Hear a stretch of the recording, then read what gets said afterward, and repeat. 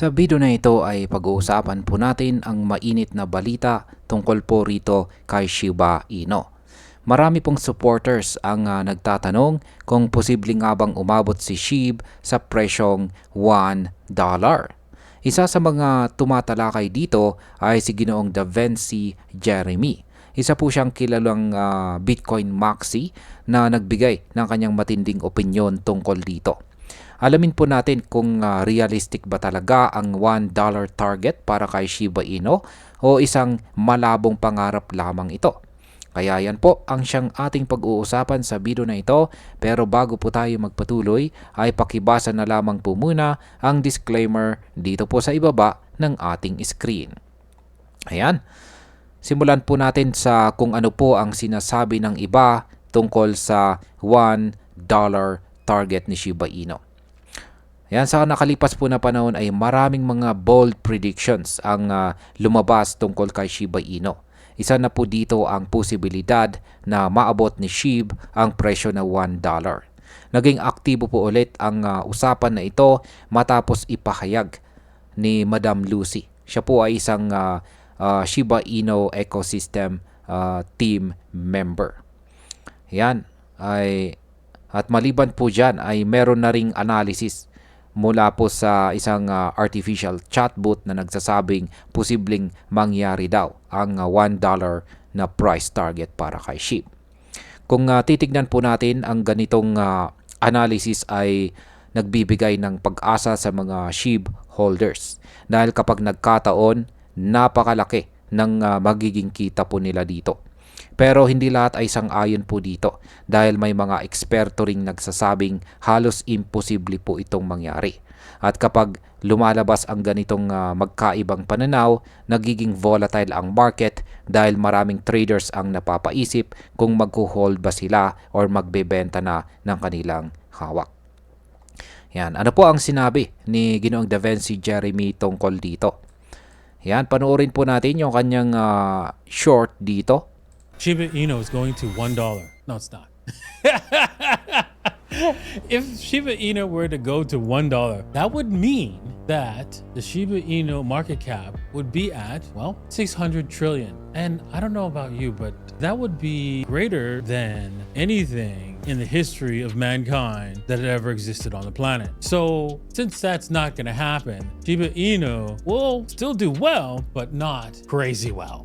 Shiba Inu is going to $1. Ayan yung kanyang sinabi. At yan po ang siyang ating ipapaliwanag dito. Ayan, si Ginoong Jeremy Da Vinci ay isa po siyang kilalang supporter ni Bitcoin. At diretsahan po niyang sinabi na Shiba Inu is not going to $1. Para sa kanya, ito ay isang unrealistic na prediction. At bakit? Dahil kapag umabot po si SHIB sa $1, ang kanyang market cap ay aabot po sa halos $600 trillion kung hindi gagalawin ang kanyang 589 trillion token supply.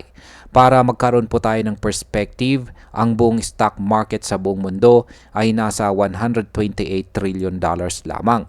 Samantalang ang buong crypto market ay nasa $3.83 trillion lamang. Kung ikukumpara po natin, sobrang laki ng kailangang halaga para lang maabot ang $1 price target ni SHIB. At kapag lumabas ang ganitong analysis mula sa mga eksperto, ang immediate impact po nito ay maaring mawalan ng gana ang ibang investors na umaasa sa unrealistic goals at sila po ay mag-shift sa mas stable na assets tulad po ni Bitcoin or Ethereum. Ngayon ay may posibilidad ba na maabot pa rin ni SHIB ang presyong $1? Ayon po sa ilang analyst ay may isang paraan kung saan pwede pa rin maging realistic ang presyong $1. Ito ay kung mababawasan ng sobra ang token supply sa pamamagitan po ng tinatawag na burning. Halimbawa, isang analysis po mula sa The Crypto Basic ang nagsabi na pwedeng maabot ni SHIB ang $1 kung aabot po sa $500 billion ang kanyang market cap at 99.91% ng supply ay mababurn or masusunog. Pero isipin natin, napakahirap at halos imposible ring mangyari ang ganitong kalaking burning or pagsusunog. Kung sakaling mangyari man ito, posibleng tumaas po ang presyo dahil sa supply and demand effect. Kapag lumiit po ang supply at nanatili ang mataas na demand, natural na aangat po ang presyo.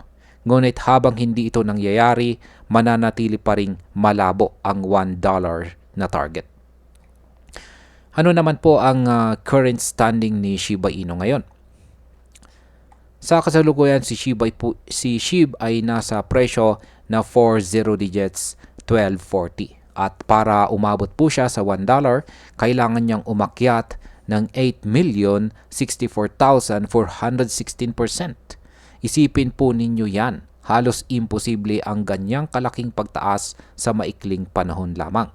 Gayunpaman, sinabi rin ni Ginoong Jeremy na kahit hindi maabot ni SHIB ang $1, naniniwala siyang may magandang future pa rin ito. Pwede siyang mag-perform ng maayos at makapagbigay ng kita sa mga investors. Pero hindi sa level na sobrang extreme na inaasahan ng iba. Ang impact po nito sa market ay ang pagbalik ng focus ng investors sa realistic goals kaysa po sa hype.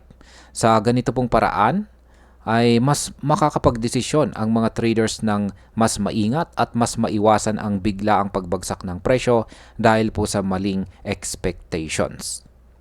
Bilang panghuli, kung susuriin po natin, maganda ang community support kay Shiba Inu at hindi po matatawaran ang kanyang popularity. Pero kung pag-uusapan po ang $1 target, ito ay hindi realistic sa kasalukuyan. Ang sobrang laki ng supply at required market cap ay masyado pong imposible para mangyari sa ngayon.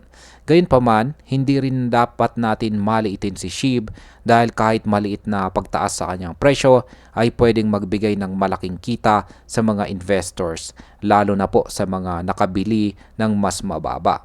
Ang pinakamalaga ay huwag po tayo masyadong umasa sa hype at mag-focus po tayo sa solid developments na ginagawa ng kanyang ecosystem tulad po ng Shibarium at iba pang future projects.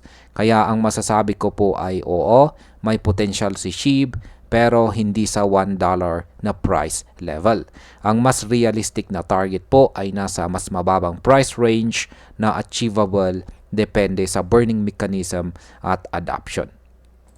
At ayan, hanggang dito na lamang po tayo sa video na ito mga ka-crypto.